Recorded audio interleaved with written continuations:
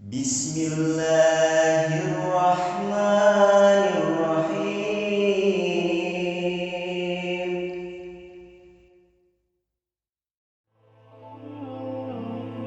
Saya tidak peduli siapapun Anda.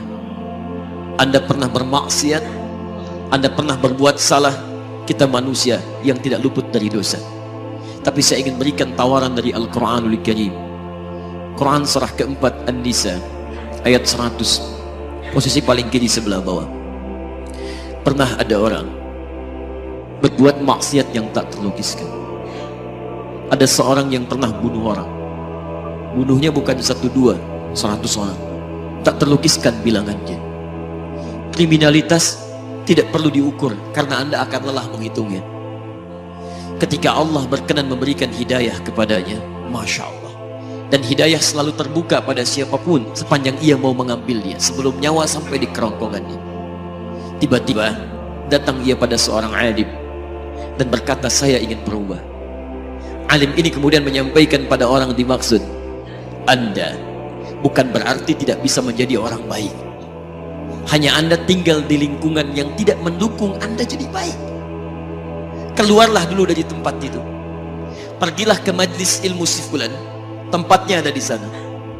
Datang ke sana, belajarlah, dan Allah akan bimbing Anda berubah dari keburukan menjadi orang yang terbaik. Didengarlah nasihat alim ini.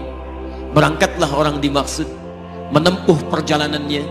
Tiba-tiba Masya Allah, belum sampai ke tujuan, di pertengahan jalan, konon disebutkan lebih sejengkal, tiba-tiba maut datang menjemputnya. Thumma yudrikul maut. Apa yang terjadi? Langkahnya dihitung sebagai ibadah. Dalam terapnya dia beristighfar, tobat kepada Allah subhanahu wa ta'ala.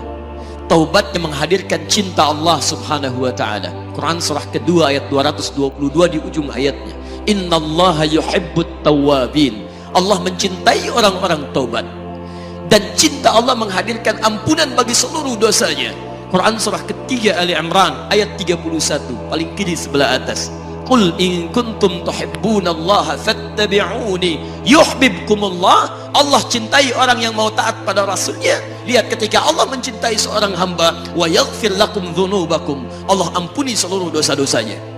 Derap langkahnya menghadirkan istighfar, taubatnya menghadirkan cinta Allah, cinta Allah menghadirkan seluruh ampunan bagi dosa-dosa yang ia miliki. Maka apa yang terjadi? Di tengah perjalanan maut menjemputnya, thumma yudrikhul maut faqad waqa'a ajruhu 'ala Allah. Dan pahala diberikan kepada orang tadi.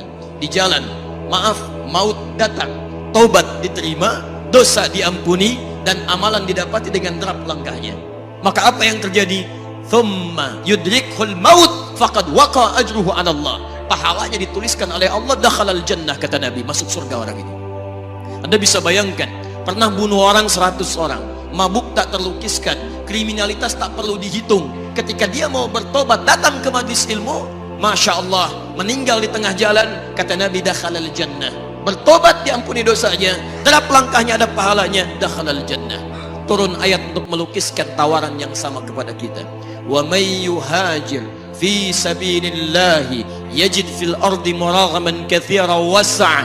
Siapapun yang mau berubah kembali pada ketentuan jalan Allah, kalau dia masih punya batas-batas kehidupan, kami akan berikan kelapangan di sisa hidupnya dan kelimpahan-limpahan kenikmatan selama dia hidup. Wa may yakhruj min baitihi muhajiran ila Allahi wa rasuli.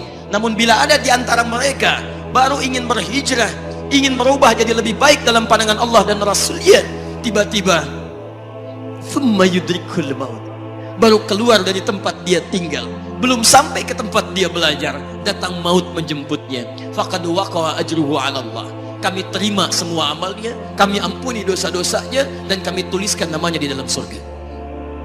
Bila 100 orang saja yang pernah dibunuh oleh orang ini, pernah bunuh 100 orang, mabuk tak terlukiskan, kriminalitas tak terhitung, mau berangkat ke majlis ilmu, tak sampai ke majlisnya, meninggal dia, bisa masuk surga.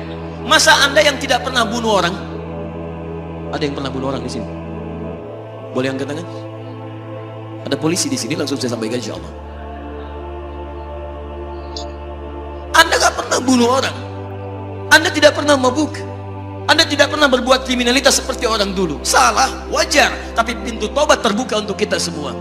Masya Allah, bedanya dengan orang tadi. Orang tadi belum sampai ke majelis ilmu, Anda sudah hadir di dalamnya, langsung di rumah Allah, diberikan tempat yang terbaik, dan kita akan belajar. Kalau dengan semua ini belum mempermudah Anda ke surga, dengan cara apa lagi Allah mesti mengantarkan Anda ke surga? Kalau dengan duduknya Anda di sini belum mau juga bertobat, dengan cara apa lagi Allah harus membimbing Anda bertobat? Kalau dengan seperti ini belum juga Anda taat kepada Rasul, dengan cara apa lagi Allah mesti meyakinkan Anda untuk taat kepada Rasulullah SAW? Karena itu teman-teman sekalian, mari kita pelajari ilmunya, dan dengan ilmu itu akan membimbing kita insya Allah kembali kepada Allah sampai mengajak keluarga kita ke surga insya Allah.